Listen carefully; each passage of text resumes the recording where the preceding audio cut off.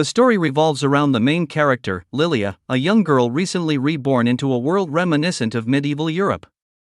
Though in her previous life she lived in Japan, loved manga, and was 30 years old, the circumstances of her death and reincarnation remain unclear. Despite this, Lilia is surrounded by love and care, with her parents cherishing her deeply. Lilia's mother, Iris Carroll, often remarks on her daughter's beauty, especially her large, sparkling eyes, foreseeing that she will grow into a lovely woman.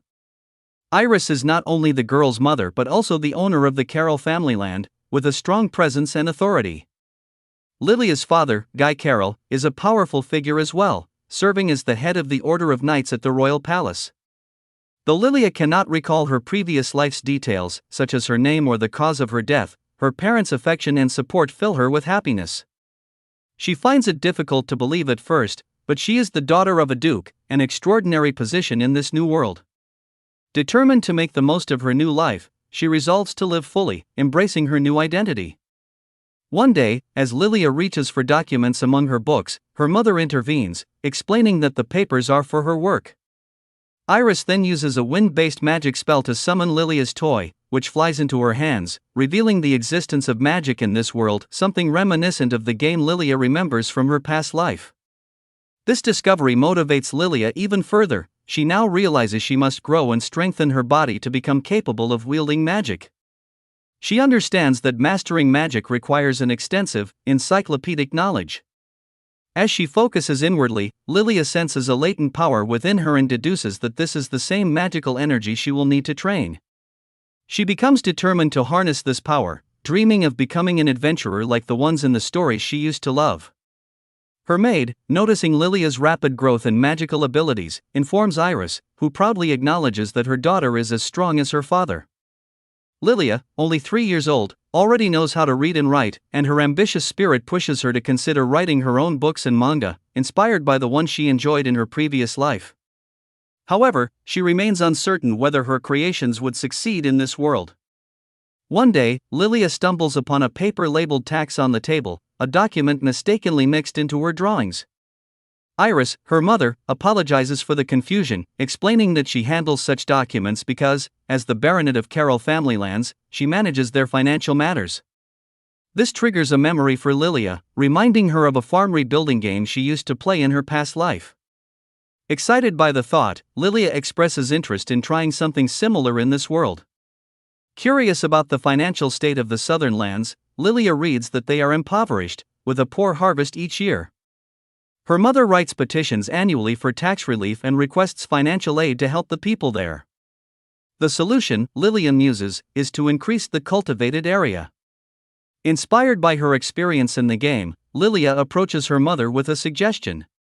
She proposes that if the southern lands grow delicious vegetables, their economy will improve.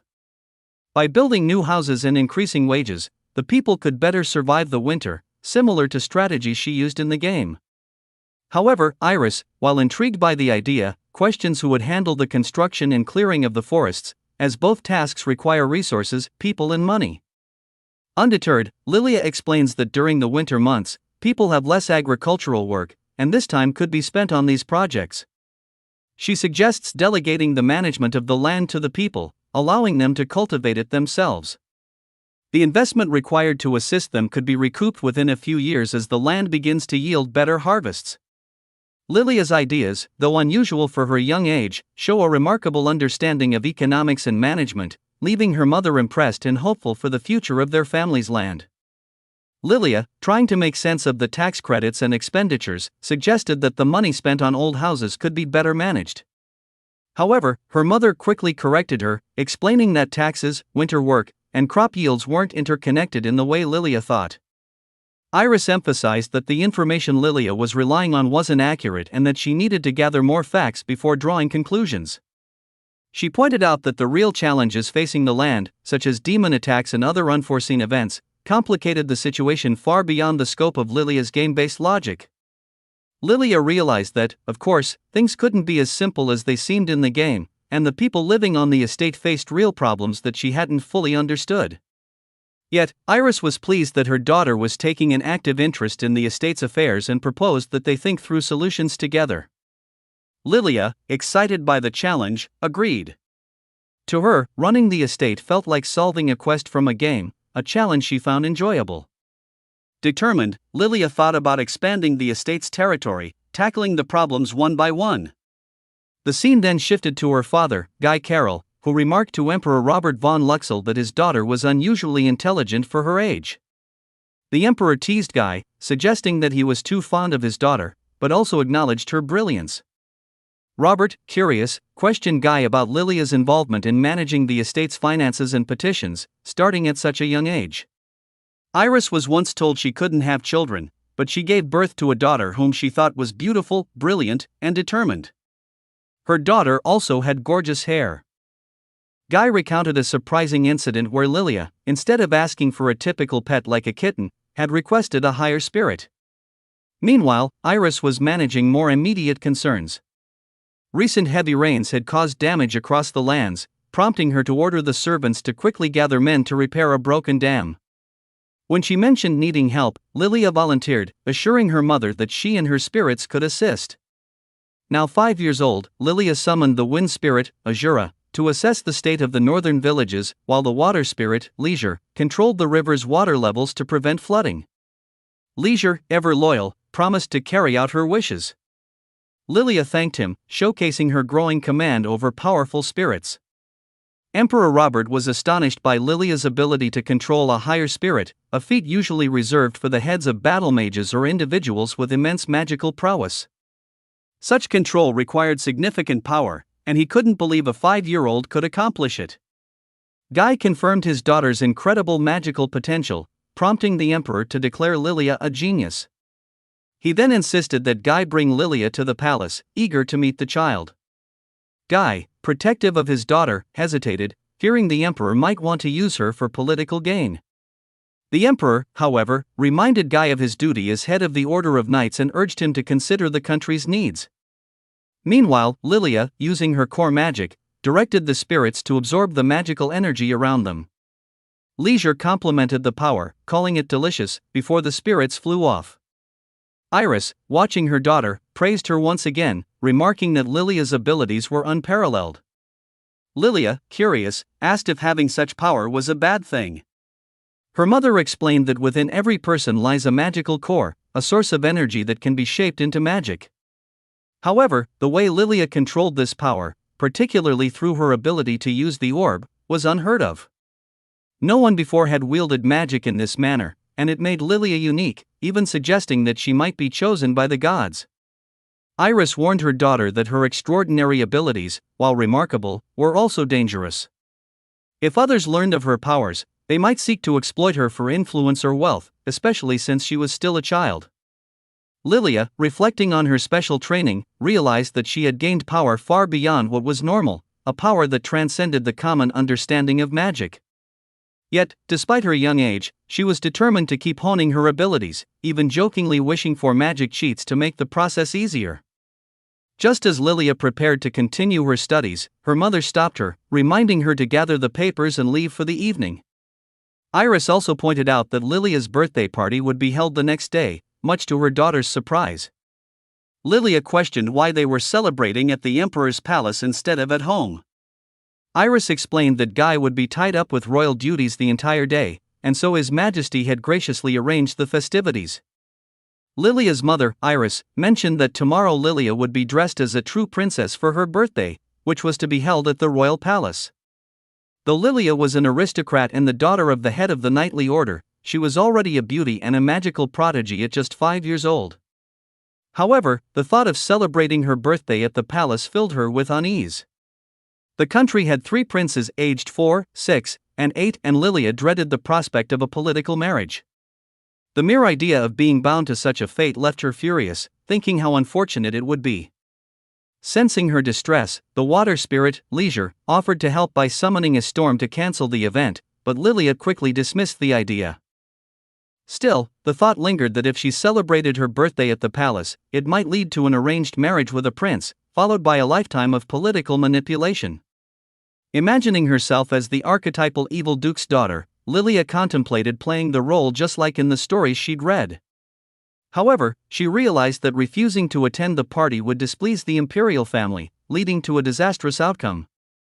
Not wanting that, she resolved to go along with the plan. The spirits, worried about her, asked if she was okay. Lilia reassured them, though her mind drifted back to her ideal life of adventure and estate management, the RPG-style life she truly desired.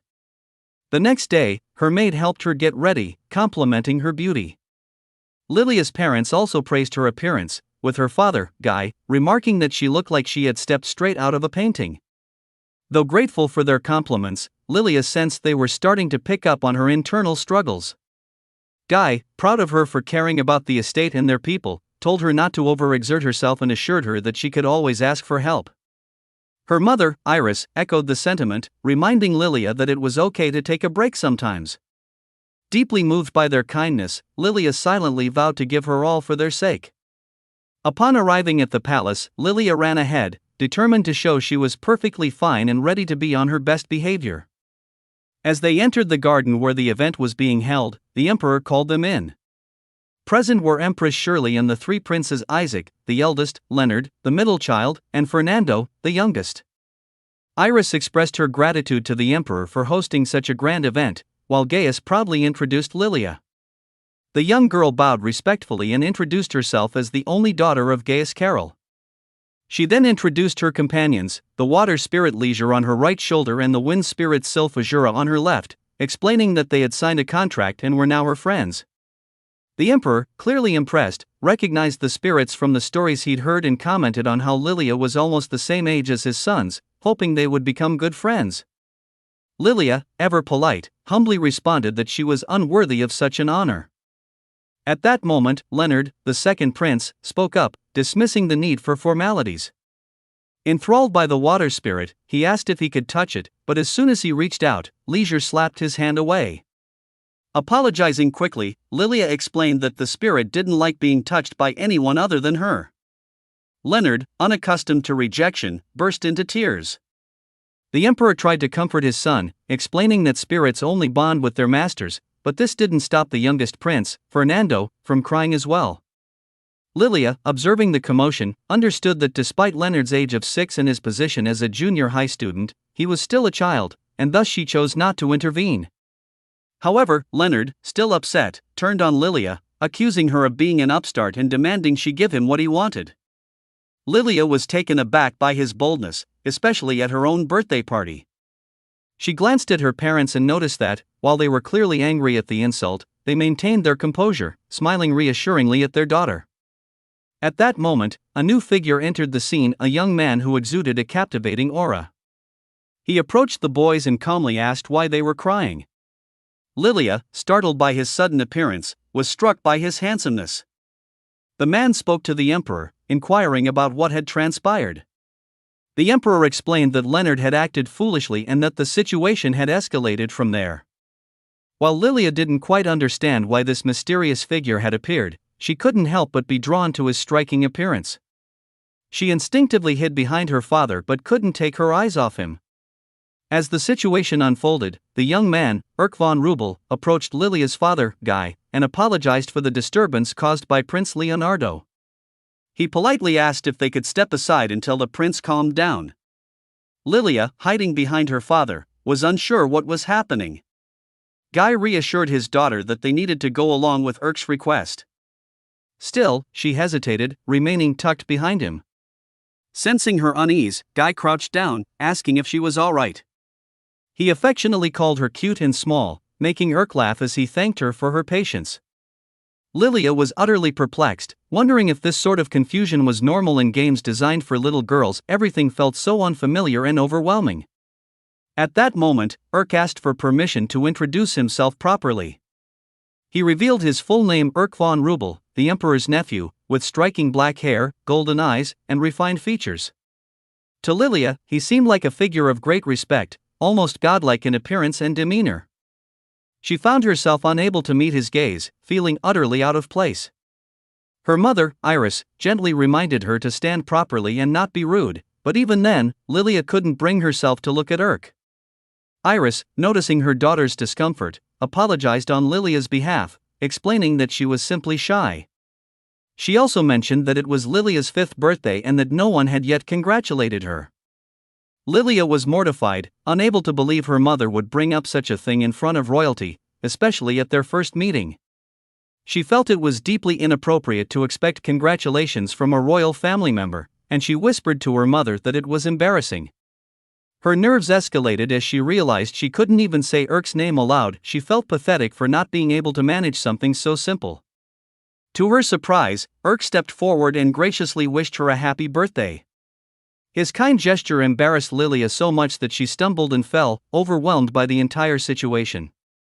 She couldn't comprehend how things had taken such a sudden turn towards what felt like a romantic storyline, and it flustered her even more. Erk's striking appearance, his pitch-black hair, golden eyes like honey, and serious demeanor left her feeling awkward, especially since his rare, awkward smile seemed directed at her. Reflecting on the moment made her heart race with embarrassment. At that moment, the wind spirit Sylphajura commented to Leisure, but the water spirit couldn't make sense of the situation either. Lilia, overwhelmed by her emotions, unconsciously tapped into her magic. Suddenly, a massive pillar of mana shot into the sky, revealing a brilliant, cloudless blue expanse. Lilia, gazing at the sky, thought it was as beautiful as Erk and mused, somewhat deliriously, about presenting him with a slice of that sky. She then realized there was no ceiling above her and questioned how long she had been asleep. Iris entered the room, surprised to see the magical display, and asked her daughter how she had managed to cast such a powerful spell in her sleep. She warned Lilia that had the magic continued, the ceiling would have collapsed. Lilia quickly apologized, but her mother gently told her that an apology wasn't enough. Iris explained that Lilia's magical powers were growing dangerously strong, just as they had the day before, and urged her to practice restraint. However, Guy reassured them both, noting that luckily, no one had been hurt. Iris sighed in relief, expressing her gratitude that the situation hadn't escalated. Turning back to Lilia, Iris offered motherly advice, telling her that despite her immense power, she was still a child and didn't need to shoulder everything alone. She reminded Lilia that she was only 5 and could always turn to her parents for help. The mom asked the girl what she had dreamed. Lilia, touched by her mother's understanding, reflected on how overwhelmed she had been by the dream of the handsome gentleman Erk. Yet, she couldn't bring herself to speak of it. Sensing her daughter's hesitation, Iris reassured her that everything would be fine and that Lilia could leave any burdens to her.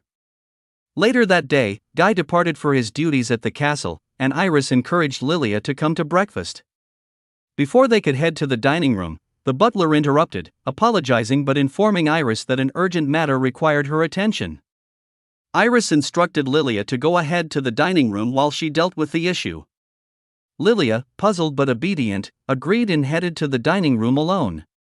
Sitting at the dining table, Lilia felt uneasy eating by herself, especially since her mother hadn't yet arrived. Just then, her spirits appeared, comforting her with their presence. Leisure, visibly tired, remarked that the magic Lilia had given him earlier wasn't enough. He explained that he had risked his life to protect her and was exhausted. Lilia, grateful, sincerely thanked him for his efforts. Sylphajura chimed in, teasing that this was the first time Leisure had made such a comment, clearly impressed by the bond between Lilia and her spirits. Lilia confirmed that she had indeed been deeply moved and was glad to have such loyal companions by her side. Lilia was still processing the events of the morning when her mother, Iris, entered the room and asked if she would mind having a guest for breakfast. To her surprise, Erk von Rubel entered, and the protagonist was taken aback, wondering why he was there.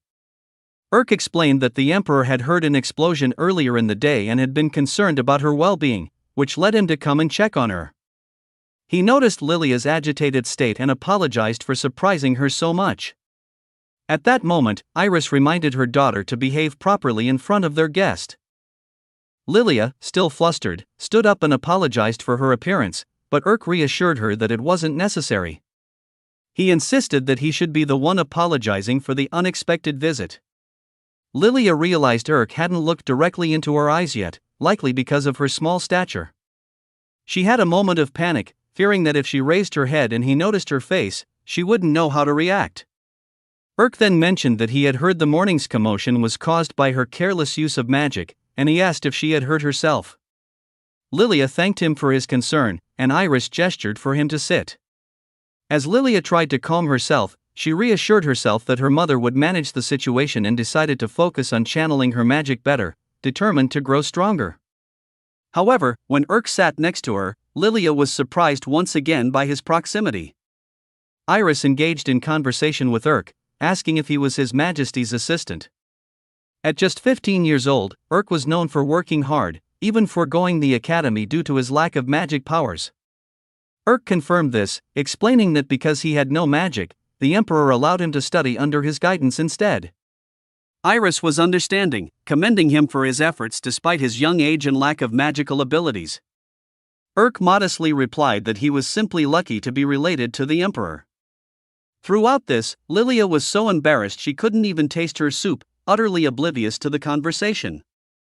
Iris, noticing her daughter's distraction, asked if she agreed with Urk's modesty, but Lilia tried to avoid her mother's gaze, hoping she wouldn't be called upon. However, when Lilia finally spoke, she surprised everyone by awkwardly blurting out that Urk's very existence was like a divine miracle and that she couldn't express enough gratitude for his presence. The room fell silent at her overly dramatic statement, and only then did Lilia realize how ridiculous she must have sounded. Embarrassed beyond belief, Lilia tried to keep calm, but Urk, touched by her words, thanked her sincerely. Overwhelmed, Lilia slammed her head onto the table in a mix of frustration and humiliation.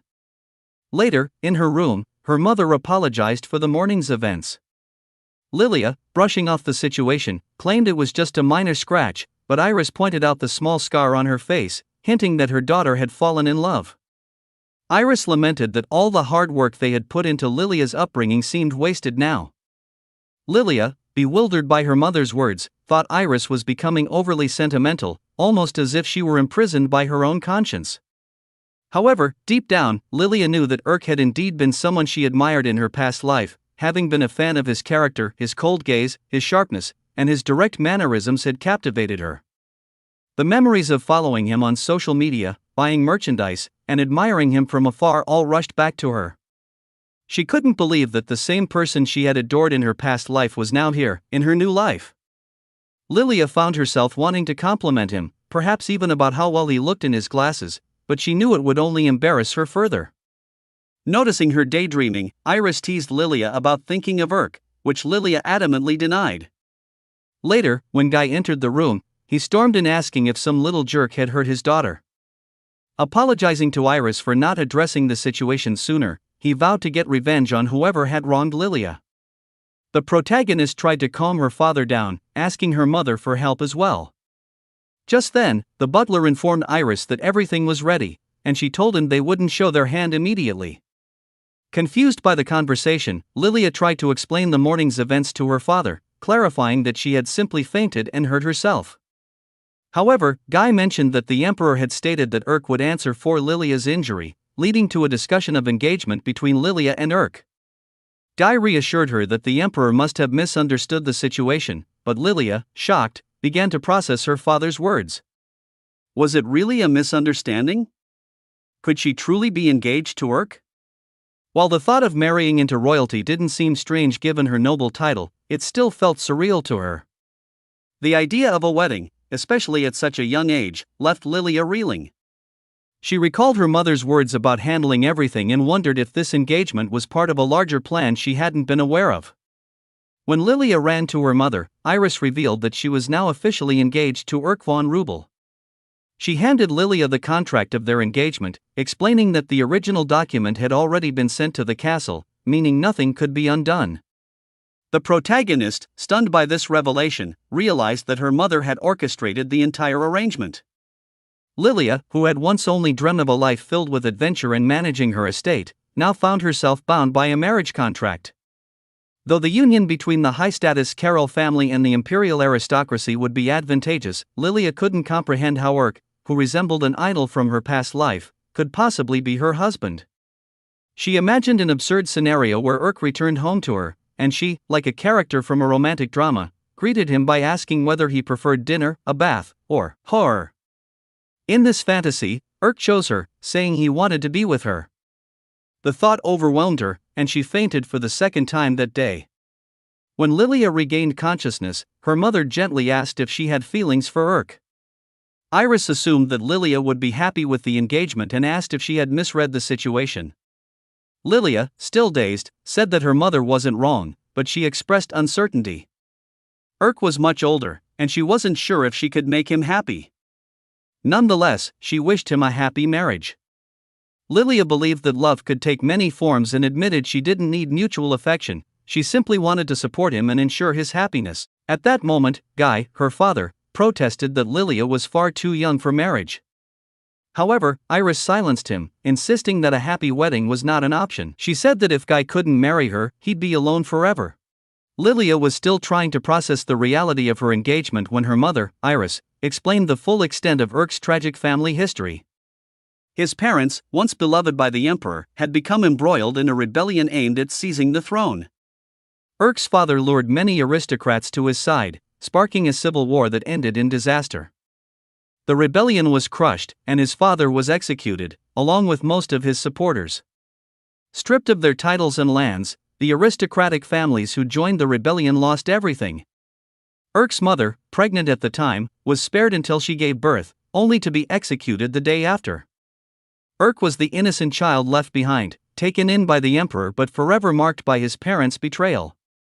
Though Erk was technically part of the royal family, his position was precarious. The emperor controlled his fate, including who he would marry. Lilia realized that Erk's life, like a tragic backstory from the games she used to play, had been shaped by political manipulation and misfortune. Despite his lineage, Erk was viewed by some as an outcast, the son of a traitor. Rumors circulated about him, with people questioning how he could walk the palace halls without shame, given his parents' sins. However, anyone who spoke too freely about Erk's past risked their own life, as he remained under the emperor's protection.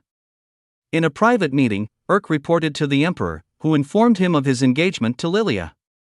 The emperor showed him the engagement contract, which had come from the Duchess of Carroll, and explained that Lilia's strength and intelligence made her a valuable match for Erk. The emperor acknowledged that it would have been easier if Lilia had married one of his sons, but he was confident Erk could win her heart. He also cautioned Erk not to let Lilia's unpredictable nature overwhelm him, before dismissing him. Back in her room, Lilia listened as her mother explained her role in orchestrating the engagement. Iris had proposed the match because she knew it would benefit both the royal family and the Carrolls. By marrying into the royal bloodline, the Carroll family would gain more influence, while the royal family could keep Lilia's considerable talents close. Iris knew that Lilia wouldn't refuse the engagement once she learned of Erk's tragic background.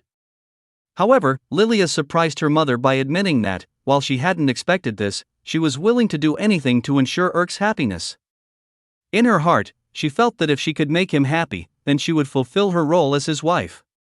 Iris, clearly relieved, expressed her happiness at Lilia's acceptance of the engagement. When Lilia asked if there was any work for her today, her mother gently told her to rest, as they had many things to take care of the following day. Lilia ran off, thanking her mother with a sense of determination, while her father, Guy, remarked in surprise that he had expected Lilia to reject the engagement. Iris turned to Guy, her voice taking on a sharper tone.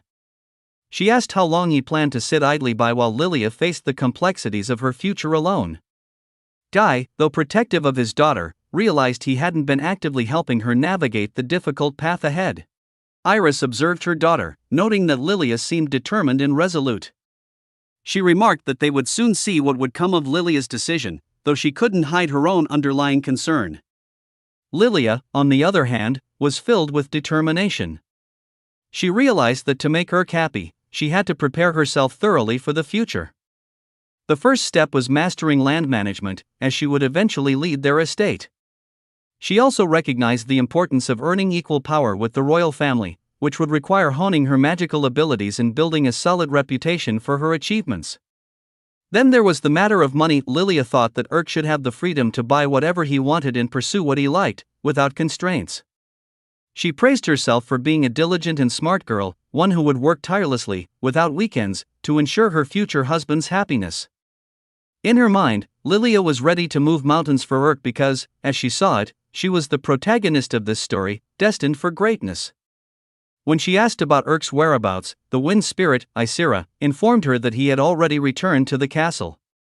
Lilia frowned, feeling a sense of disappointment, which caused the spirits around her to grow concerned. She admitted to herself that she felt quite foolish, having passed out twice already from the overwhelming stress. Isira jokingly remarked that it seemed fainting was becoming a family tradition for Lilia. Despite everything, Lilia decided she needed to apologize to Urk for worrying him and formally acknowledge their engagement. However, as she sat down to write the letter, Lilia found it far more challenging than she anticipated. She struggled to express her emotions properly, torn between formal language and a more personal touch. She adored Urk's kind demeanor, his handsome figure, and his calming voice, even likening him to a god. Yet, each attempt to draft the letter felt inadequate. She started by wishing him health and prosperity, but quickly realized it sounded far too formal. Then, she tried congratulating him on their engagement, but she still felt uncertain. After numerous failed attempts, her hand began to ache from all the writing. Sensing her frustration, the wind spirit suggested using magic to help with the letter.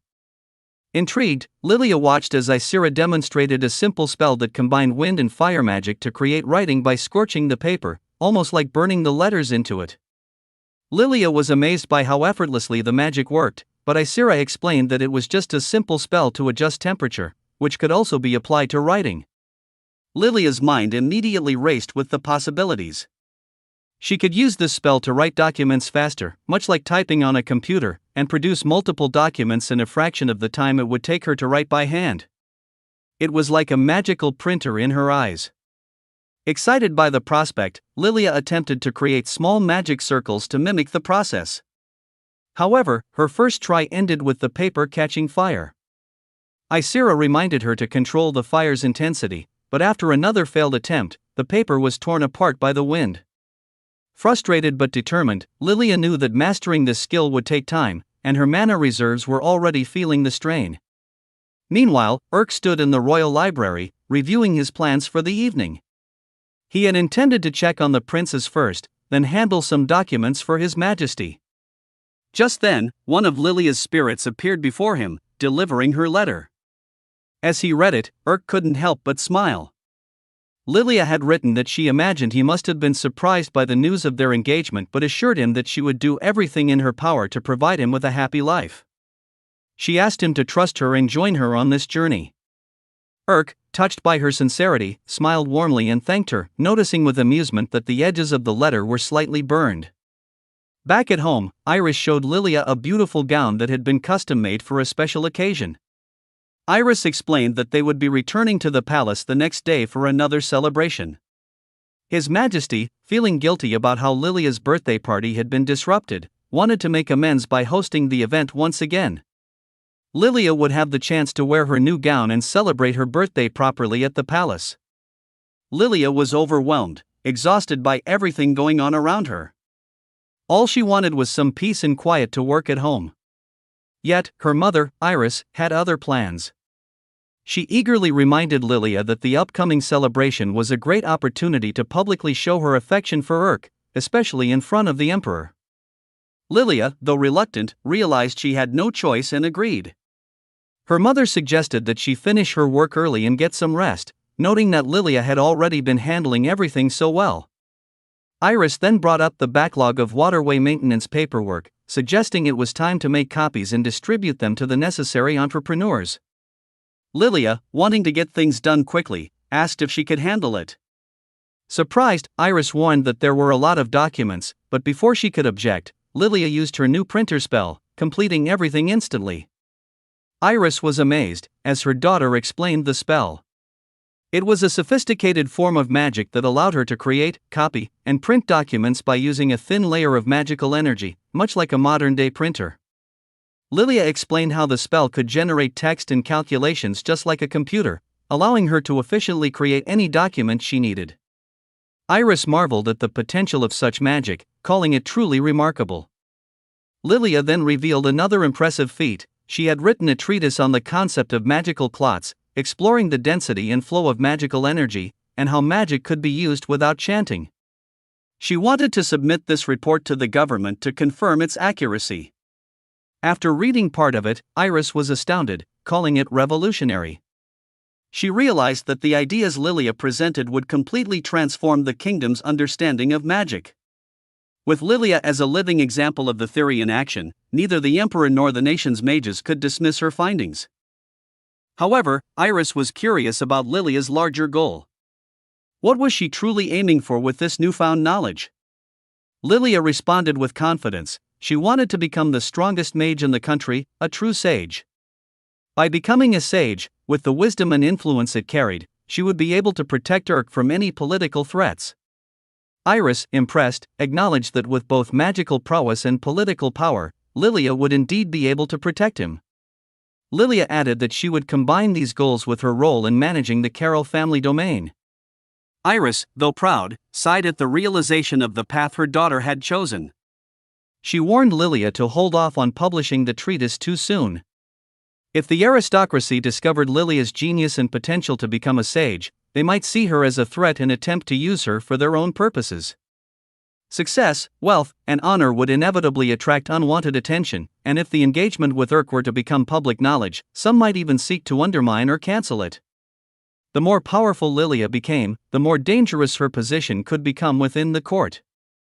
Lilia was surprised by her mother's concern. She thought she could simply ignore the other aristocrats and their petty power struggles, but Iris explained the deeper risks. What if, in a bid to stop Lilia, someone harmed him? Iris insisted that before announcing the engagement, they needed to ensure that no external forces could jeopardize it. Only then would they submit the treatise directly to His Majesty.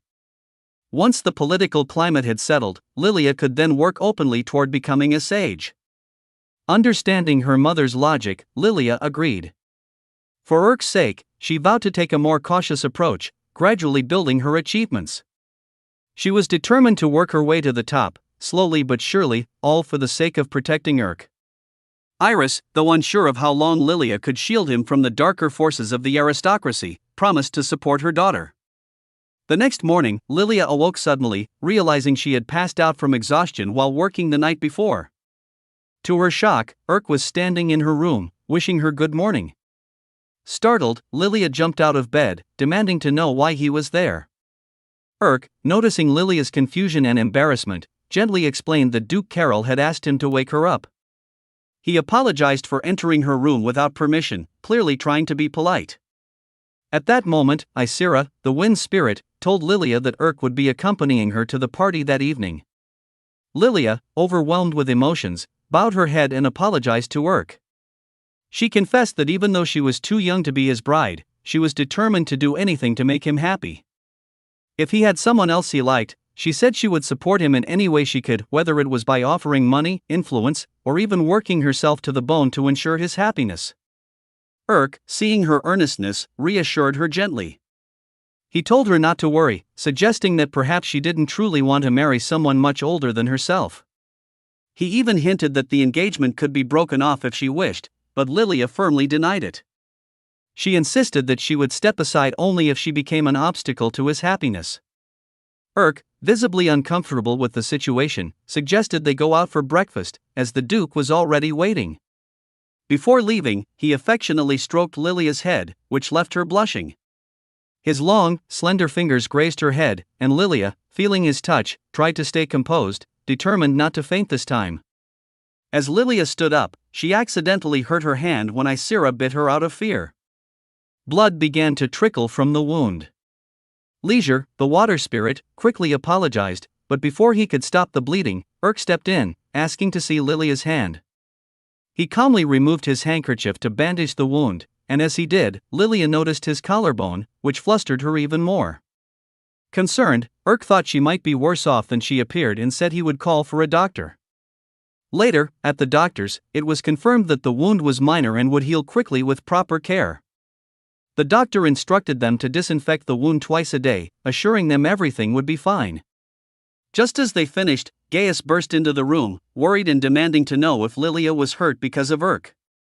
Misunderstanding the situation, he accused Urk of being the cause of her constant injuries.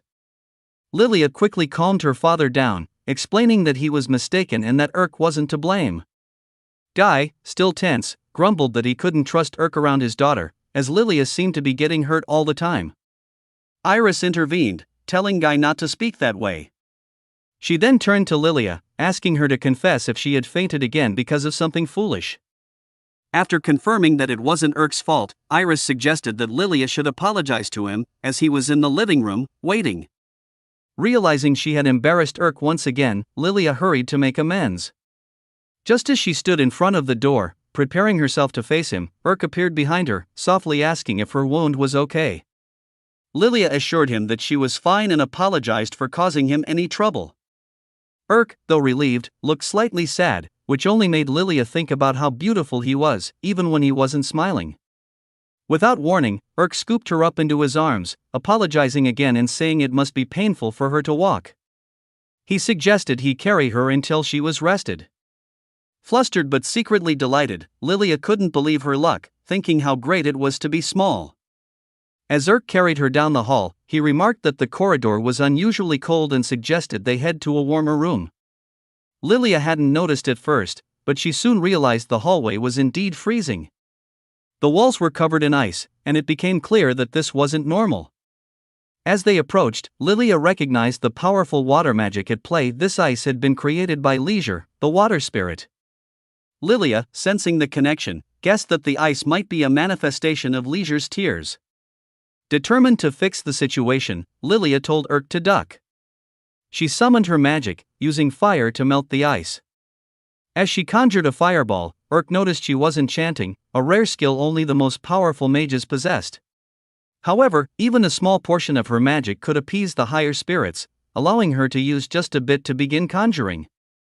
In short, she could focus her magic and power to cast multiple spells and, after doing so, finally melted the ice. The boy realized that she didn't need to use incantations, something His Majesty had told him about, though he hadn't expected the girl to be this strong. He had observed many martial mages train, but they all used chants unlike her. The boy then asked what she had studied to perform sorcery so effortlessly. There are two types of mages in the world. One transfers their magical power to a spirit, who then performs the spell. These are known as spirit mages. The other creates a magic circle where the spell's conditions and outcomes are inscribed, activating it with their own magic power. These are called circle mages. Both types use chanting, infusing magic into their voice to cast spells. However, the protagonist had trained on her own, even before she learned to speak, essentially teaching herself magic. The boy remarked that she was truly talented and noted that His Majesty would need someone like her. When the protagonist entered the room, Azura asked her not to scold the water spirit, explaining that he loved her very much. The protagonist lowered her head and requested Leisure, the water spirit, to come out from under the cupboard. Leisure, crying, said that he had hurt her and that she was bleeding, but Lilia apologized, admitting it was her fault for stepping on his tail. She asked if it had hurt, and the water spirit reassured her that he was fine, then inquired about her well-being. He began to apologize again and hugged her. The boy commented on how close they were, and the main character stated that the spirits were her true friends. The boy admitted he was a bit envious, as he couldn't understand what the spirits were saying. The boy recalled hearing people talk about how the Emperor's late brother's son, Erk, had no magical powers. They wondered if he could do anything at all and remarked that he couldn't even send a letter, suggesting it might be divine punishment for defying His Majesty. His Majesty had reassured the boy not to worry about it, explaining that Erk never had a natural inclination toward magic, and advised him to study hard. He promised that he would offer guidance and support to him later. Erk watched as the mages assembled into formation, intending to use the magic circle as soon as they were ready. He thought the battle mages were incredibly impressive and wished he could do magic too. He believed that if he could use magic, he could assist His Majesty and the battle mages. Just then, a blue bird appeared above him. Erk asked where it had come from and if it was kept in the castle. He could hear it but couldn't understand it. He then took out a biscuit his grandmother had recently given him and offered it to the bird, but it flew away. This bird was a higher spirit and returned to its master. Erk thought that if he had magical powers, he could talk to the bird, but without them, he felt useless. Suddenly, an Azura landed on his head, which surprised the protagonist, as higher spirits usually only interact with those they've made contracts with. The Azura used magic to burn a message onto a piece of paper, saying that if Erk treated the Duchess well, they would assist him a little. At this, Erk became emotional and thanked them sincerely. The Azura then flew over to the girl, and she asked what it had told the boy. The wind spirit responded that it had shared the girl's deepest secret, which she was too ashamed to reveal. The protagonist, puzzled, asked what that meant. Urk looked at the girl and realized she was an incredible person, and being near her warmed his heart. Soon after, the maid informed the girl that everything was ready. The main character had never worn a black dress before, but the maid assured her that it suited her very well. The Gothic style was something completely new to her, and it also happened to be the color associated with Urk-san. The protagonist was trembling with excitement. Lyshura commented that, for that reason, he should wear the same color as well. She also mentioned that the bow he was wearing matched hers, though Lyshura decided to wear a red bow instead. At that moment, the girl's mother entered the room and remarked on how beautiful her daughter looked. She then instructed her to stand beside her future husband. Iris mentioned that it was crucial for them to wear the same colors in public, emphasizing their unity. The mother added that they looked perfect together. The protagonist, realizing her red hair exceeded her own expectations, noticed that Azura, a higher spirit, flew up to the boy. Iris acknowledged this as a sign that the higher spirit had accepted him, stating that it was exactly what he needed to win His Majesty's favor. She asked her daughter if she understood and reminded her not to relax, even though their betrothal documents had already been accepted. Due to the Emperor's influence, the agreement could still be annulled, and the mother urged them to avoid that outcome. She warned that the protagonist might be pressured to marry one of the princes instead, so they had to act as planned. As she left, Lily asked the boy to let her handle it. He took her hand, and she decided to proceed with her plans for the future Oak Lord. Later, as the protagonist traveled in the carriage with the boy, she admired his silky black hair swaying in the breeze. Outside the window was a bleak landscape, and she thought the boy looked especially cute with a small, joyful bird perched on his shoulder. His slightly parted lips revealed his pink tongue, and the protagonist recognized that his sense of style was undeniably remarkable. The boy noticed her staring and, feeling slightly embarrassed, asked her why she was looking at him that way. The protagonist quickly looked away, chastising herself for staring. She reflected that in a different situation, something dramatic might have already occurred by now. She even wondered why there were no smartphones in this world, though she mused that she could probably create a camera using a spell with a printer-like function. The protagonist resolved to make one, just so the boy's incredible fashion sense could be captured in history forever.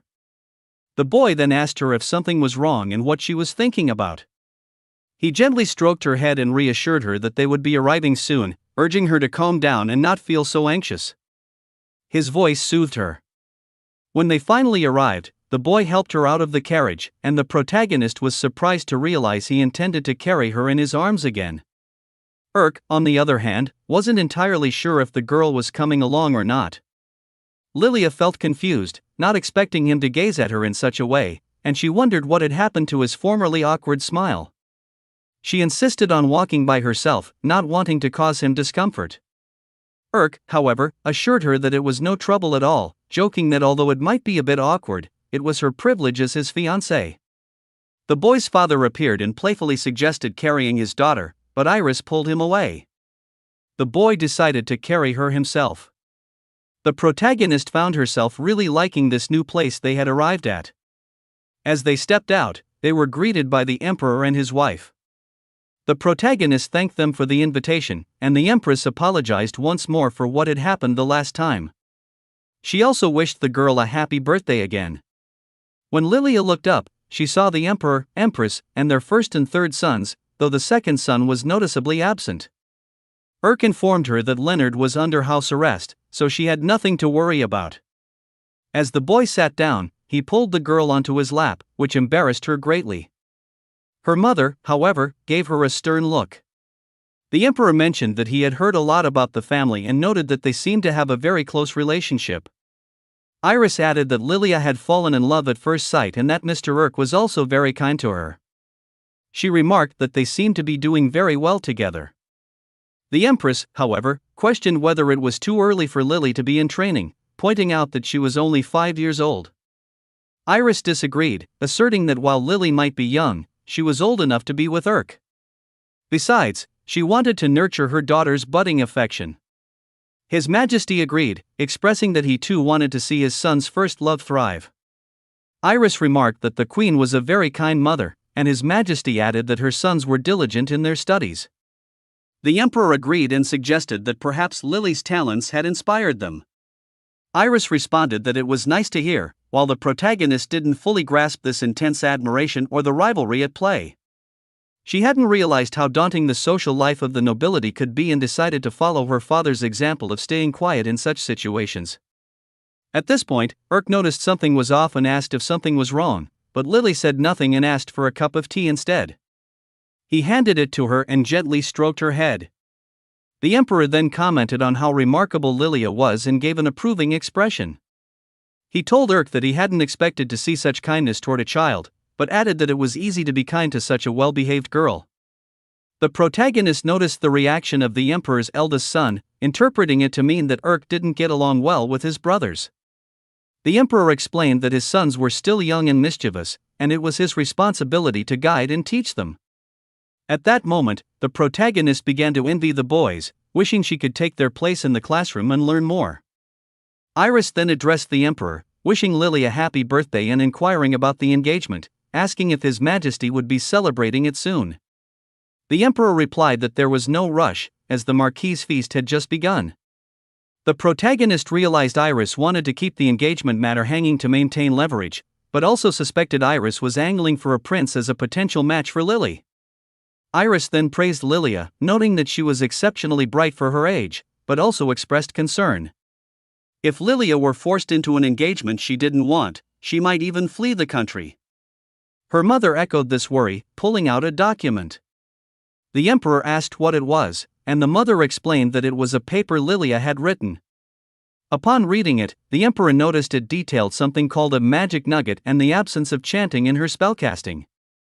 He turned to the Marquis of Carroll and asked if the contents were true. Iris admitted she didn't know, but confirmed that her daughter could indeed use magic without chance and create spells one by one. The Emperor recalled Gaius mentioning something similar and asked Lilia what kind of magic she used. The protagonist explained that her magic was essentially a concentrated mass of energy that moved through and out of her body, fixing itself in the atmosphere. Since no existing textbooks or literature described it, she had given it a temporary name for convenience. With normal magical power, it dissipates into the atmosphere, but by concentrating it, she could cast high-level spirit spells and form magic circles. The Emperor asked if she could demonstrate her magic right then and there. The protagonist hesitated, unsure of what to do, but Leisure reminded her that she had practiced the day before and encouraged her to try. She recalled that, before bed the previous night, she had asked Leisure for advice on improving her magical manipulation. Leisure had told her that, for a human, she was already quite adept.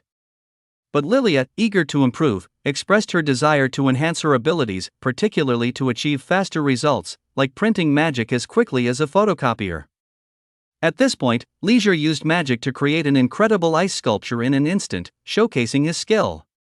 He suggested that Lilia could do something similar and improve her efficiency simply by practicing more. He pointed out that she had been using magic circles from books and recommended she try forming them on the fly. He explained that she should memorize the formation and, instead of relying on books, rewrite just the area of effect when using ice magic, much like printing out the necessary details.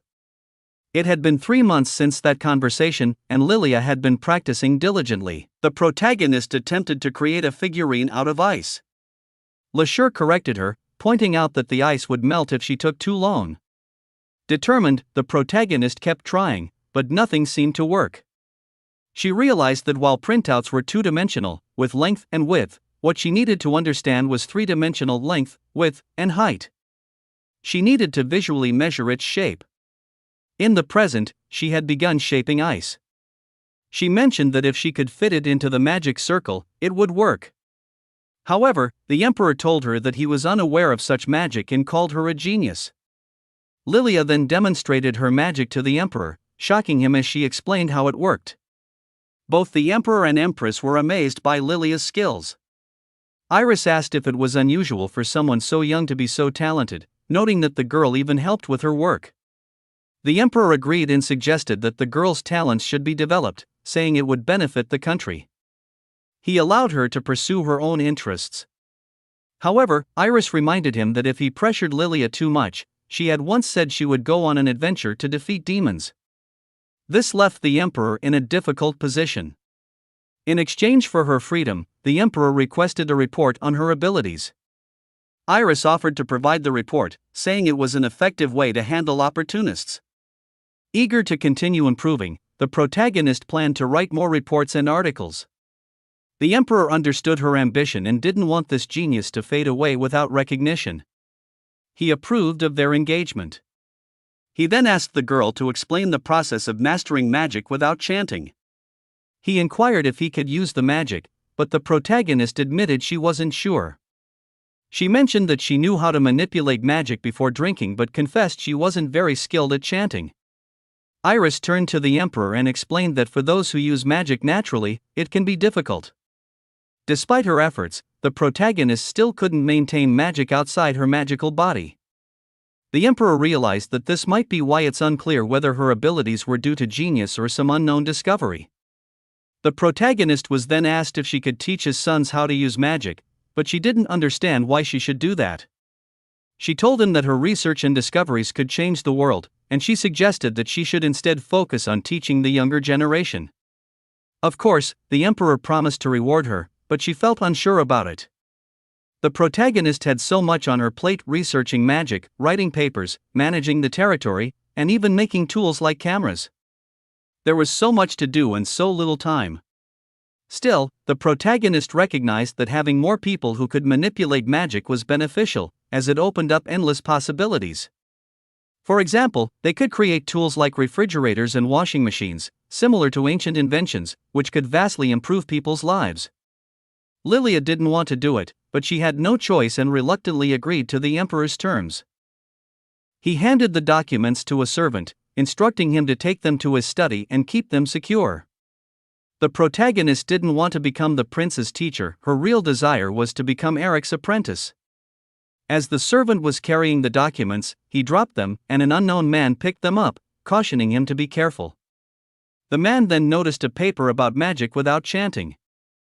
3 months passed since that incident. She was happy they were engaged. Over time, she became wise and famous, running the estate, which was becoming increasingly stable. She longed to find someone she could truly love and live happily ever after, but it wasn't meant to be. She didn't understand how things had ended up this way. The protagonist was teaching the Emperor's son magic. She informed Isaac and Leonard that there was no more magic in those regions and suggested they begin anew. Leonard admitted that he couldn't see magic and, therefore, couldn't use it. The protagonist was surprised that Leonard had begun calling her Lily so casually. At that moment, she raised her hand to his face and explained that this was magical vision, a technique that allowed one to see hidden magic in magical circles not visible to the naked eye. This was similar to how thieves used magic to detect traps and tricks, comparable to night vision goggles seen in video games and films. Lilia then thought it might be useful to create goggles engraved with visualization magic, which would be easy to carry around and would allow them to view a larger area. She believed Eric would be pleased with her idea. The boys then asked the protagonist what they were seeing in the sky. She explained that the magic circle they saw protected the castle, and even further up in the sky was another magic circle that protected the entire country. She told them they could see it for a while but needed to practice more, as they still had a long way to go. Sarah asked Lilia why people were so bad at magic.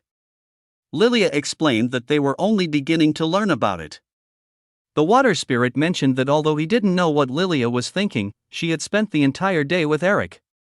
The spirit couldn't believe she had left the protagonist alone, but Lilia assured him that the wind spirit was protecting him. The protagonist thought that even though she couldn't be with Eric, the spirit was keeping him safe. Despite the engagement crisis, she no longer felt concerned. When the group realized that Fernando was missing, they initially thought he was with them.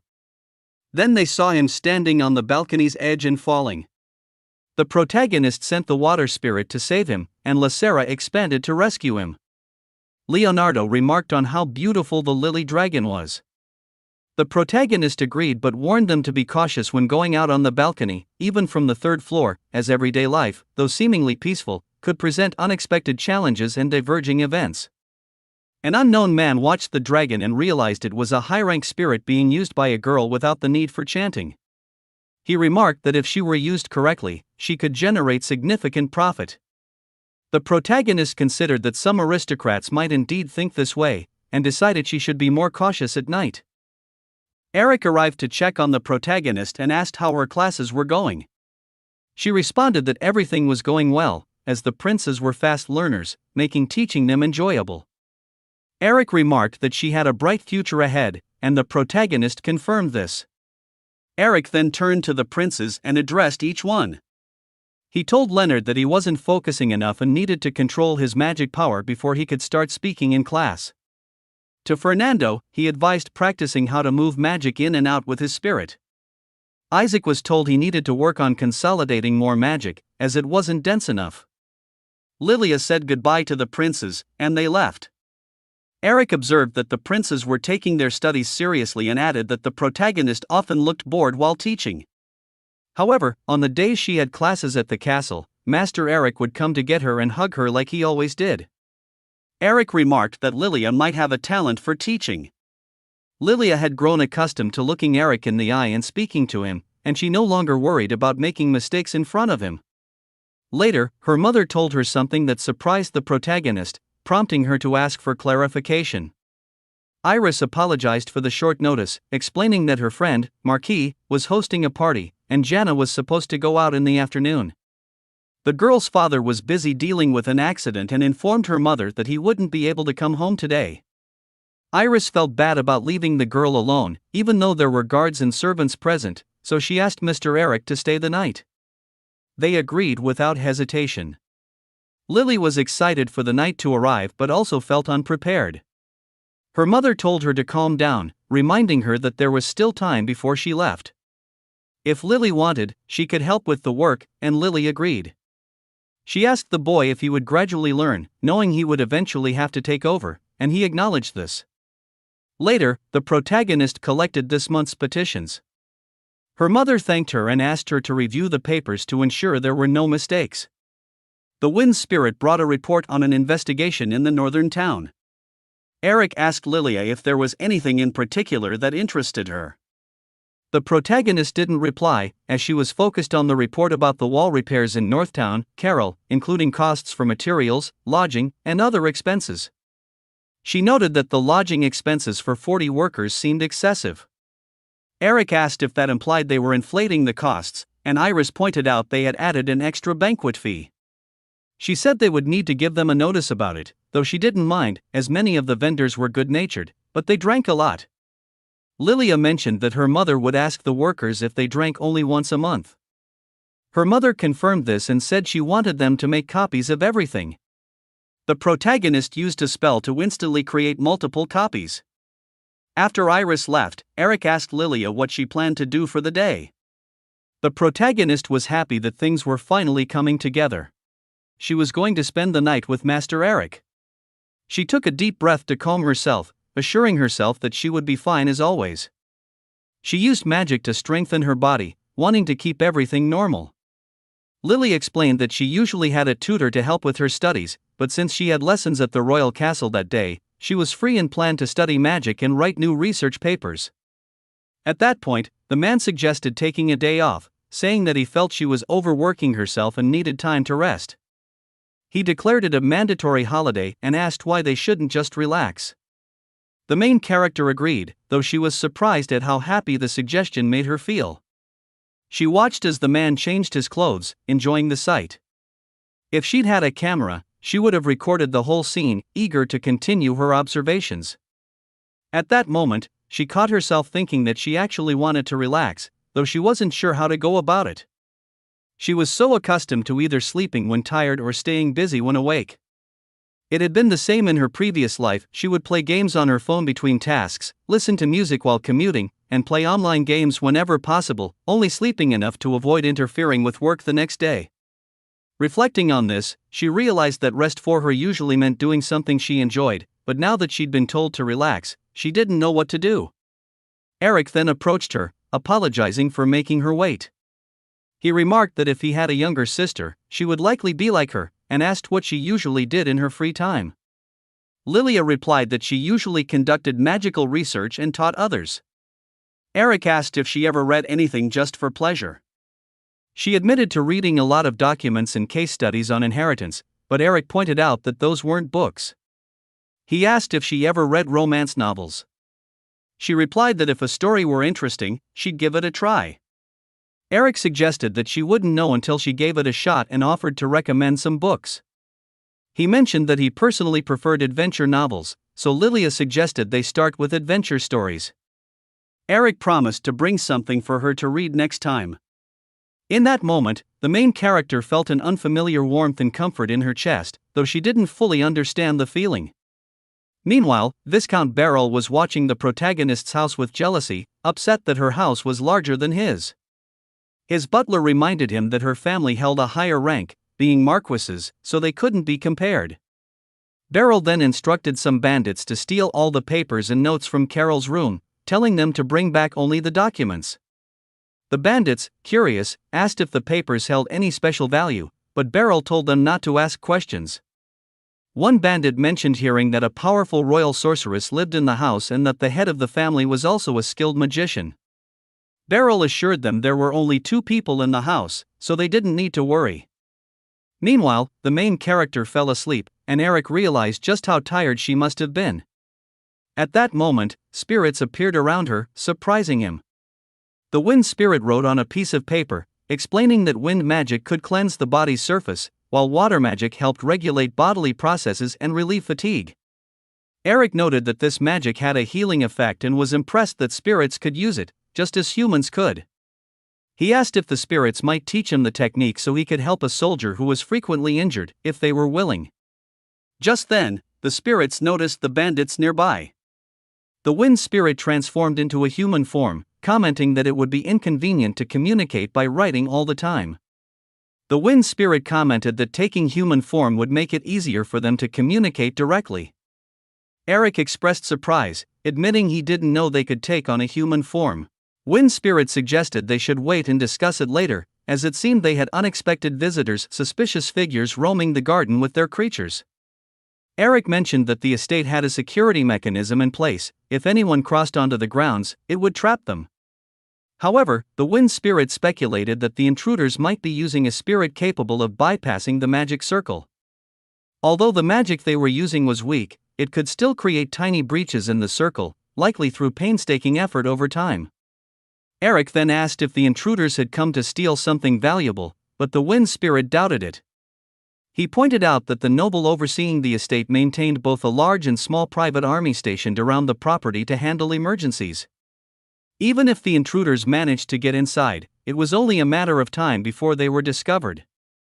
He questioned why any ordinary bandit would take such a risk, and Eric began to suspect they might be after something specific from the Carroll family. Wind Spirit agreed that, whatever their motive, they couldn't just ignore it. He suggested waking the girl to inform her, but Eric stopped him, requesting that she be allowed to rest a little longer, as she was exhausted from her daily workload and studies. Wind Spirit reluctantly agreed, though he mentioned it was a difficult request, as they were Lily's spirits and bound to fulfill her wishes. He reminded Eric that, although Lily was the strongest wizard, she was still just a young girl, and with the Marquis and Iris absent, Eric didn't want to alarm her. Wind Spirit asked what Eric would do if Lily were in danger, and Eric replied that he would take up a sword and fight. Wind Spirit accepted this, agreeing to follow Eric's lead. The Wind Spirit then suggested that Water Spirit take human form to communicate more effectively, adding that Eric might appreciate the gesture. Eric thanked the Wind Spirit, who assured him he would handle the situation personally. Eric said he would inform everyone about the intruders and asked Lassa, the Water Spirit, to keep an eye on the girl. Water Spirit didn't understand why he had to follow Eric's orders and told him not to ignore him, but the Wind Spirit reminded him that they all shared the same goal of protecting Lily. He encouraged cooperation, adding that he was even grateful to have someone who cared about their beloved Lily as much as they did. Eric ran through the palace, immediately alerting the guards to secure the courtyard and instructing them to contact nearby soldiers in case the intruders had accomplices. One of the butlers agreed to try to reach the Lord as soon as possible. Despite his training in royal etiquette, Eric was uncertain of his ability to handle bandits in a real combat situation and realized he might be out of his depth. Meanwhile, the bandits reached Lily's room, and one ordered the others to search it, confident the papers they were looking for would be there. At that moment, the wind spirit appeared before them, asking what they were doing and why they hadn't followed proper etiquette. The bandits demanded to know who he was, and the wind spirit replied that if they had wanted to see him, they should have entered through the front door. "Isn't that the polite thing to do?" he asked. The bandits attempted to attack, but the wind spirit warned them that it would likely be the end of them, advising them to surrender before getting hurt. With a single blow, he knocked them down, then mocked them, asking if they were truly that weak. At that moment, Wind Spirit noticed a small magical beast and commented that if the intruders didn't have much magical power, they should be more selective about who they worked with. One of the bandits got back on his feet and attempted to stab the Wind Spirit with a knife, but Eric intervened and saved the spirit just in time. Another bandit tried to cast a spell, but Wind Spirit simply used a gust of wind to knock them all back. One of the magical creatures tried to escape, but Wind Spirit was about to catch it when it slipped away. Eric approached the Wind Spirit to check if he was all right. The Wind Spirit assured him that he was fine and jokingly asked if Eric planned to go anywhere without him. Eric replied that he was fine, but then asked the spirit if it was all right as well, noticing that it had barely replenished its magic. He admitted that he'd been worried the situation might spiral out of control, though it seemed his concerns were unnecessary. The spirit thanked him for his help. Meanwhile, Viscount Beryl realized he'd underestimated the estate's defenses, thinking they'd be weaker with the head of the family absent. The butler warned Beryl that they needed to escape soon, as their pursuers were closing in. Beryl acknowledged this, insisting that he would retrieve the papers before they left. The protagonist then heard a loud noise in the distance. She wasn't sure what it was and considered getting up, but she felt comforting arms gently wrapped around her, and she wanted to stay like that a little longer. As she fully woke, she noticed Eric lying beside her. She was confused, wondering what he was doing there, and realized he must have seen her sleeping face again. They had clearly fallen asleep together, but it felt like something more meaningful to her. Seeing Eric's peaceful, sleeping face felt like a reward. At breakfast the next morning, she learned that there had been a break-in. She asked why Eric hadn't woken her up, saying that she would have been fine even if the intruders had been there. Iris explained that by the time she arrived, the bandits were already gone and mentioned that Master Eric had led the estate's guards to drive them off. However, Eric downplayed his role, saying he hadn't done much. Iris expressed her gratitude that Eric had stayed, thanking him for his help. At this point, her father jokingly asked if this meant he was forgiven for spending time with Lilia, but Iris, sitting at the table, told him to be quiet. She also remarked that she wasn't sure what the bandits had been looking for in the children's room. The protagonist then remembered that the Wind Spirit had mentioned the noise was caused by intruders searching for something. She realized that the bandits had risked everything to get into her room, which was, in fact, the children's room. The only valuable items there were her papers. At this point, she informed her parents that she had a suspicion about what was happening. She told them she thought she might be able to catch all the bandits herself. In the next scene, we see a castle, and several carriages are driving by. Eric is with Lily, and he remarks that it is such a nice day. Lily blushes and agrees. Eric suggests that it's the perfect day for their date, and Lily blushes even more, replying that she is indeed looking forward to it. However, as she tries to steady herself, she feels dizzy from the nerves. Eric notices her discomfort and asks if she's all right.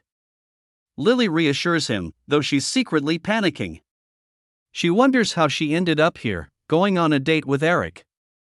A few days earlier, Eric, Guy, and Lillian's mother were sitting together. Guy asks, "What do you mean by capturing the thief?" Guy responds, "We don't know exactly who they are, but Lily says, but we'll find out." Lily adds, "If we don't know who they are, we can lure them out. The thief has been trying to steal something from my room, probably a piece of ancient magic.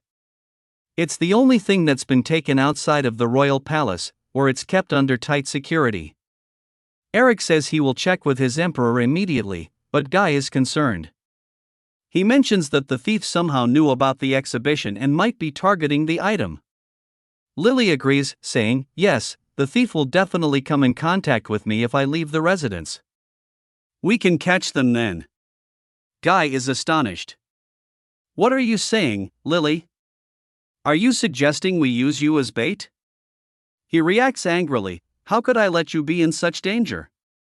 Lily understands why he would react this way, but she knows that if they know about the item's value, they'll come again to take it. She explains, I know the palace security would typically be enough, but if we tighten the security, it might delay my research and publication, which would harm my future plans. She thought her mother would understand this, as Iris had always supported her. However, Iris, concerned, says, You're saying this would put you in danger. Do you understand that? Lily confidently replies, I'll be protected by my spirits will keep me safe. But Iris raises another concern. What about those around you, your servants, guards, and even the people in the town? They could be in danger too. Iris says that if she feels truly threatened, she will leave immediately. Iris hesitates but eventually says, I usually wouldn't approve of this, but as a daughter of Marcus, you can't hide in fear from mere thieves. Lily smiles, calling her mother's name happily. Eric asks, Are you sure about this, Iris? Guy is astonished and asks the same. Iris was astonished when she saw Lily blushing. But please refrain from making it awkward, Lily said, flustered. Okay, Lily, Iris replied, then began thoroughly preparing to ensure Lily's safety. She looked at Guy, who seemed to have no choice but to agree. Sir Eric gently placed his hand on Lily's shoulder and said, Let me go with Lady Lily. It will be safe. Iris asked, Are you sure, Sir Eric? Eric smiled reassuringly. Of course, I will protect her. Iris sighs, saying, Leave the security to us and go have fun. Lily recalls that this is how they ended up in the carriages on their way to town. She reflects on the plan to capture the thieves, but hearing the word date again makes her feel nauseous from nervousness. Lily thought to herself, What a cute pose. She thinks quickly, I need to prepare a camera. Sir Eric observes, You and your mother are truly strong people. He pauses, then says, Oh, never mind. Is there anywhere in particular you want to visit? Lily smiles and responds, I'd like to visit a magical tool shop. I think it could help me gather ideas for making cameras and visual glasses that might aid with my research. Sir Eric helps Lily out of the carriage. We have arrived, he says.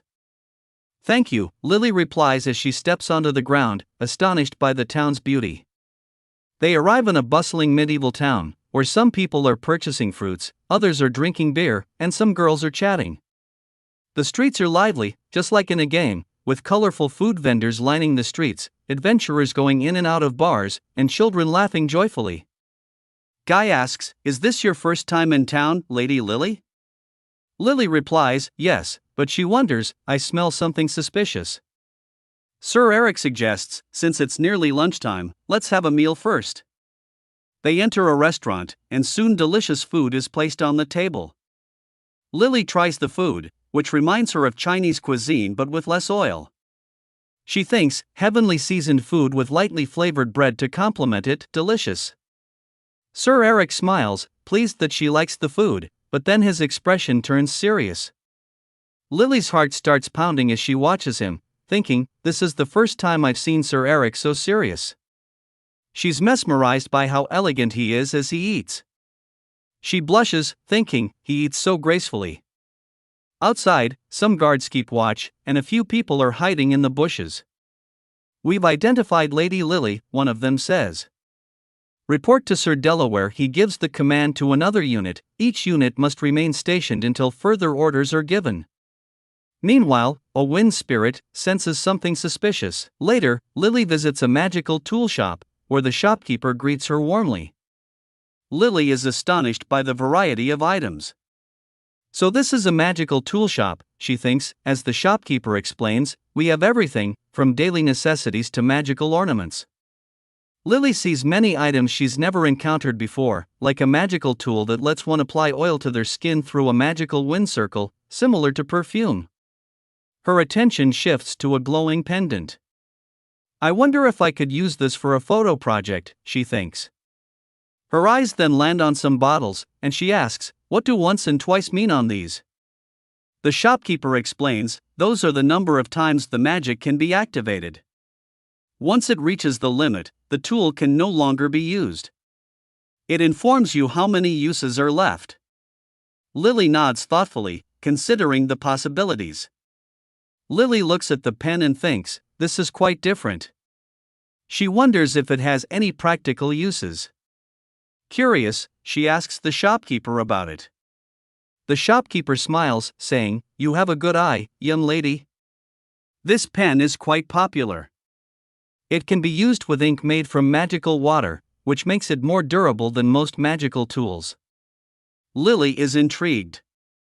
Magical water? She thinks. It's just a small amount of water a spirit can produce, but its quality changes depending on the spirit's power. She notices the pen is completely black, and it piques her interest even more. She asks, could I have this pen? The shopkeeper swiftly takes the pen from Lily, wraps it up, and says, thank you for your purchase. Lily looks at Sir Eric and asks, why are you buying this for me? Sir Eric smiles and replies, you wanted it, didn't you? Lily nods but then adds, I want to give it to you as a gift, to thank you for everything you've done for me. Sir Eric smiles again, but then shakes his head. Thank you, but I can't use magical tools. Lily is taken aback. She looks at Sir Eric, thinking, but why? She starts to question herself. Why did I bring him here? Even though he doesn't have magic. She feels conflicted, recalling how often she talks about magic in front of him. Was I insensitive? She feels the urge to cry, but Sir Eric, sensing her distress, gently reassures her, it's all right, Lily. It's fascinating and interesting when you talk about magic, so don't worry about it. Lily smiles weakly, I'll leave the camera for later. I don't care about this gift anymore. I'll definitely make a magic tool that Eric can use. Meanwhile, in another scene, a butler enters and says, Madam Iris, there are no issues with the young lady, everything is going smoothly as planned. Iris smiles and replies, I'm glad to hear that. I'm here for you, ma'am. Iris thinks to herself, even though I know she'll try to do everything on her own, if that's the case, I'd rather have her do what she wants within her reach. Just then, another servant appears and says, Miss Iris, excuse me, there's a guest for you. Iris, surprised, asks, a guest? I wasn't notified about this. The servant continues, the guest is a nobleman. He says he has business with you and wishes to notify you personally. Lily and Sir Eric strolled leisurely from shop to shop, their presence drawing smiles and gratitude from the shopkeepers, who repeatedly thanked them for visiting again. Accompanying them were two vigilant bodyguards, subtly ensuring their safety. Unbeknownst to them, a group of assassins lurked nearby, observing their every move. The assassins assumed that with only two guards protecting Lily and Sir Eric, the odds were in their favor. Ahead lay a deserted alley, the perfect spot to strike once Sir Dazel gave his orders. Suddenly, a voice interrupted their path. Hey, you guys! A man with a hood covering most of his face stepped forward, his voice casual but his presence oddly deliberate. You're adventurers, right? Why not buy some of our dried provisions? They're perfect for long journeys and can be preserved for days. He highly recommends them. One of the guards politely declined, informing the man that they already had enough supplies. That's too bad, the hooded man replied, stepping back into the crowd. Meanwhile, in a grand estate, nobleman sat in an opulent lounge alongside Iris. Nobleman, seated comfortably on a plush couch, casually remarked, as expected of the Marinas family, you have quite an impressive estate here in the royal capital. A butler, standing nearby, nodded in agreement. Nobleman, sitting across from them, smirked faintly. Compared to your expansive grounds, the small plots we Dazel sons hold are hardly worth mentioning. It would be generous of you to share even a portion of it with us. Lady Iris replied politely, she is honored by your words. Iris studied him carefully and responded, you mentioned you had urgent business with us. What exactly is it about?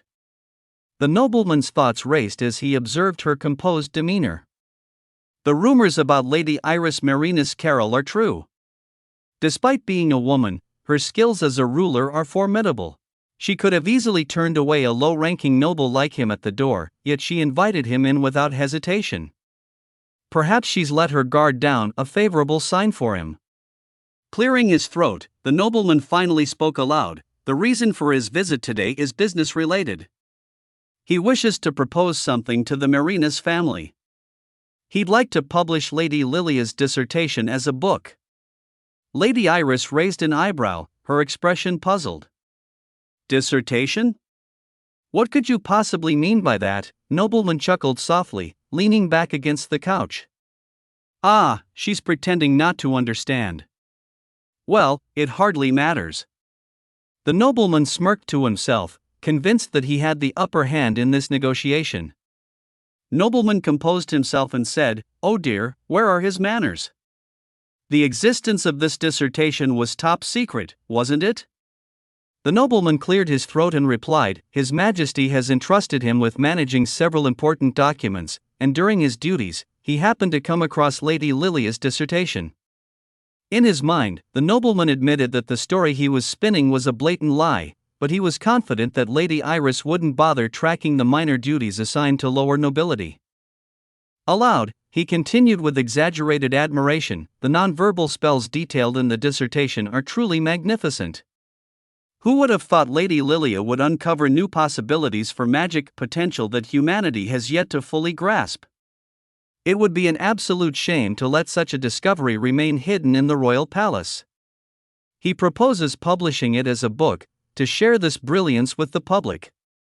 This could revolutionize magical tools across the empire, benefiting us all greatly." Iris raised an eyebrow, her voice steady and sharp. "If this dissertation truly exists, why not discuss it directly with His Majesty instead of bringing it to us? Surely, such an important matter should be handled by the crown." The nobleman hesitated, then chuckled nervously. "Ah, but you see, if he were to present this to His Majesty, there would be no room left for him. If this discovery were made public under the royal family's authority, the profits and recognition would be absorbed entirely by the national treasury." "So," Iris said with a sly smile, "you want to publish it in secret, without His Majesty's knowledge?" The nobleman coughed and laughed awkwardly. "Well, something like that." "Oh, my, what an invigorating conversation this is." Iris's smile widened. "If that's the case, why not publish it on your own? That way, you could keep all the profits for yourself without needing our involvement." The nobleman sighed dramatically. "If only it were that simple, Lady Iris. You see, he only managed to catch a glimpse of a few pages. He has no knowledge of the dissertation's specifics or the finer details of the nonverbal spell research." He laughed again, though it sounded forced this time. "He must look rather foolish right now, doesn't he? But it's obvious he would, of course, need the author's permission. Besides, if he attempted to publish a copy of the dissertation currently held by His Majesty, he would be charged with treason. But a newly written version by Lady Lilia? Now that would be entirely above board." The nobleman leaned forward, his tone earnest. He assures Lady Iris he will do everything in his power to support this endeavor. He'll provide funds, sales channels, whatever is necessary. All he asks is for Lady Lilia's cooperation. He then asked, "What do you think? Surely, this isn't such a bad proposal, is it?" Iris smiled politely but shook her head. "It's certainly an interesting proposal, Count." However, she paused, her voice taking on a sharper edge. "Our Lady Lilia is only 5 years old, a child far too young to have written such an impressive dissertation. Perhaps there's been some misunderstanding." Iris smiled politely and said, "She's afraid she must ask him to leave now." The nobleman's expression darkened slightly as he replied in an irritated tone, "He sees then he will negotiate directly with the lady herself." Iris's eyes narrowed. "What did you just say?" The nobleman smirked as he revealed his plan. "The lady is currently out in town, correct? He's already given orders to his subordinates to bring her to his mansion. What do you say now, Lady Iris? Iris's voice remained steady as she asked, "What do you mean by this? What are you trying to do with her daughter?" The nobleman smirked and suddenly stepped forward, planting his foot firmly in front of Iris. His tone turned mocking as he said, "Well now, Lady Iris, what do you think? Will you cooperate with him now, Marinus Carl?" He let out a low, triumphant laugh. "It's checkmate." With her daughter in his grasp, you have no choice but to comply with his demands. Inwardly, the nobleman's mind raced with self-satisfaction. In his mind, the nobleman reflected on his past. "We nobles were once just merchants, traveling in and out of small villages. Over time, our village grew into a town, and for our efforts to improve the lives of its people, we were granted noble titles by the king. But even then, nobility was just a word to us. Luxury, wealth, and grand residences were nothing but distant dreams. The discovery of Lady Lilia's dissertation, however, this was a blessing from the heavens." The nobleman clenched his fists tightly, his smile widening with greed. "With this, we can finally say goodbye to our lives of poverty. Wealth, status, and glory, everything will be within our reach." Iris remained calm despite his theatrics. "You say such strange things," she remarked coolly. The nobleman ignored her, but Iris turned her head as she called out, "As Iris says, Lilia was here." From the hallway, Lilia appeared. But something was wrong, her normally vibrant color had shifted to a pale blue hue. The nobleman froze, his confidence cracking as he stammered, "What? How is this possible?" Lilia stepped forward gracefully, bowed politely, and introduced herself. "My name is Lilia Carl." The nobleman's face twisted with confusion and disbelief. "No, this can't be. I received a report Lilia Carl was supposed to be in town." His mind raced, trying to make sense of the situation. But despite his confusion, he quickly refocused on his ambitions. "No, this changes nothing," he shouted, his voice rising with manic determination. "With Lady Lilia's dissertation in his hands, we can gain wealth incomparable to anything the current nobles possess. We can surpass even the royal family. Status, honor, power, everything we've ever desired will be ours." He extended a hand toward Lilia, his eyes gleaming with delusion. "Let's rule this country together, you and I." But Lilia's expression remained calm as she looked him directly in the eyes and said firmly, "What utter nonsense." The nobleman stammered, "What?" Lilia stepped forward, her voice steady and sharp. "How dare you try to use me so carelessly?" But something was off, her voice echoed, and her appearance shimmered. In an instant, her figure began to ripple like water. The form of Lilia melted away, revealing a water spirit in her place. The water spirit's gaze was cold as it spoke. "I'll never forget what you've done." The nobleman staggered back, his face pale. "A water spirit?" The butler, his voice trembling, spoke up. "Young master, Lady Lilia has red hair. This figure here has sky blue tones." The nobleman snapped at the butler. "You should have told him sooner, fool." But before anyone could react further, the water spirit raised her hands and commanded, "Brace yourselves." Magic surged around her, and the air grew thick with moisture. Ice began forming rapidly, spreading across the floor and walls. The nobleman gasped as his feet were suddenly frozen in place, locking him in an icy trap. "Young master," the butler cried. "Let me out of here," the nobleman yelled, his voice cracking with panic. Lady Iris stepped forward, her voice calm and cutting. "Count Dazel, you were the one who sent those bandits, weren't you?" The nobleman stammered, unable to respond.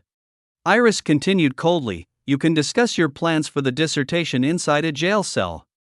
His Majesty will love to hear about this treachery." The nobleman's face twisted with desperation. "No, it's too late. My men have already been ordered to capture Lady Lilia." Iris chuckled darkly. "Oh dear, what a pity." At that moment, chaos erupted outside. The sound of clashing steel and shouting filled the air. "Capture Lady Lilia," came a command from an unseen voice. A group of guards appeared, swords drawn, stepping between Lilia and Sir Eric. But before they could make a move, a blur of motion cut through the chaos. One of the assassins was abruptly lifted off his feet and slammed into the ground with bone-crushing force. The other assassins froze, staring in disbelief. "You," one of them stuttered. "You're the shopkeeper from earlier." The man stepped into the light, and the shocked assassins realized the truth. The shopkeeper wasn't just a simple vendor, he was none other than Guy Carl, captain of the Civil Order and Lilia's father. Guy smirked as he cracked his knuckles. "Didn't anyone teach you that adventurers shouldn't resort to violence so carelessly?" Lilia gasped, "Father." From the shadows, dozens of knights emerged, surrounding the remaining assassins. Their armor gleamed under the moonlight as they formed a protective barrier around Lilia and Sir Eric. Guy stepped forward, raising his hand. "Fire Spirit," he called out with authority. Flames erupted around him, wrapping his body in a reddish glow. Sparks danced along his fingertips, and arcs of lightning crackled through the air. The assassins staggered back in horror. "The captain of the Civil Order? Why is he here?" Guy smirked confidently. "There's only one reason he's here." In one fluid motion, he charged forward, flames and lightning trailing behind him. The assassins stood no chance. Within moments, they lay defeated on the ground, smoke rising from their battered forms. "To protect his daughter," he said firmly. Sir Eric stood in awe. "So that's the strength of the captain of the Selic Order." Lilia turned to Eric with pride in her voice. "Father can use physical enhancement magic through the power of the Fire Spirit. In hand-to-hand combat, no one can match him." Guy turned to his daughter, his stern expression softening. "Are you okay, Lilia?" She nodded. "Yes, Father." "You and the guards protected her." Lilia added, "Yes, Sir Eric was right beside her the entire time." Guy walked up to Eric, placing a firm hand on his shoulder. "Thank you, Sir Eric, for protecting my daughter." He's truly grateful. But then his tone became slightly stricter. "However, don't get too close to his daughter." Lilia, slightly embarrassed, called out, "Father." The next day, the investigation had concluded. Iris sat at her desk, reviewing the report. "It seems the investigation is mostly complete," she said aloud. Count Dazel, the lord of a small, impoverished town in the countryside, went to the royal palace, likely seeking financial support from His Majesty. But during his visit, he stumbled upon Lilia's dissertation. Iris paused, her brows furrowed. Whether that was good luck or bad luck for him remains unclear. The Emperor himself had issued an apology to Guy, acknowledging that the dissertation had not been securely managed. The day the bandits attacked the mansion, Iris continued reading, it seems Count Dazel also orchestrated an accident on the main road. This forced the Selic Order to be dispatched, diverting their forces away from the estate. She sighed. "It wasn't just you, Guy. She was tricked as well." Count Dazel sold a rare piece of artwork to a noble family friend, prompting them to host an emergency exhibition party. She had to leave the mansion in a hurry to attend, just as he intended. Guy nodded. In the end, nothing was stolen, thanks to Sir Eric's and Lilia's quick actions. And thanks to Lilia's suggestions, we were able to apprehend the Viscount and the bandits before they could succeed. At this moment, Lilia spoke up, her voice calm yet firm. "Strengthening security around the mansion won't be enough. We need to set traps as well." Iris frowned slightly. "What do you mean?" Lilia explained, "The bandits may attempt another attack right after she leaves the mansion, perhaps during a direct negotiation for the dissertation. Rather than capturing her outright in public, they might try to threaten us by implying they can capture her at any moment.